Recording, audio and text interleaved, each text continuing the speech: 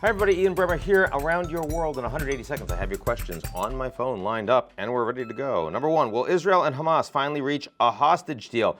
We keep hearing about this deal. We're now saying it's imminent, but imminent doesn't mean announced, and things can go wrong at the last minute. Still, the details make it seem like this is going to happen, and what that means is not only are we going to see at least a few dozen Israeli women and children released, and some Palestinians also, mostly women, looks like, released as well from Israel, but that you'll get a temporary ceasefire, 3 days, 5 days, and maybe that leads to more diplomacy. It doesn't lead to Israel no longer attacking Hamas. Let's be clear. It's not an actual ceasefire, but it creates more space for people to be talking, especially talking with the Israelis, major leaders in the region. That is something we'll be watching very closely. What does Javier Milei's election mean for the future of Argentina? Well, look, it means that the Argentines were absolutely sick of the country falling apart, and they were voting between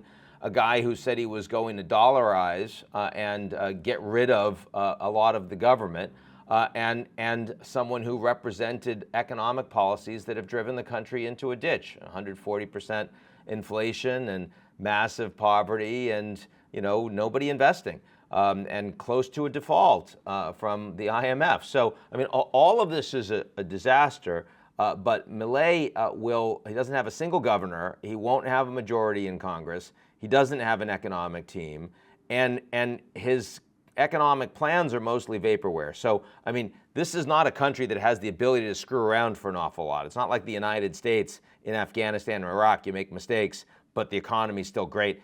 Argentina is not Afghanistan, but they are in serious, serious trouble. And so, yeah, the economy is going to get a lot worse before it gets better, and we'll watch that. It's very expensive to dollarize, by the way, and so that means you're going to have to print a lot more. I suspect that this is going to be a lot more hardship on the backs of a lot of Argentines. Okay, and then happy Thanksgiving.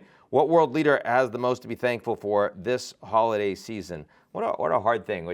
All leaders should be thankful because, in principle, they're doing a hell of a lot better because they're representing their people, and they should appreciate that, and they should take that seriously, and a lot of them don't.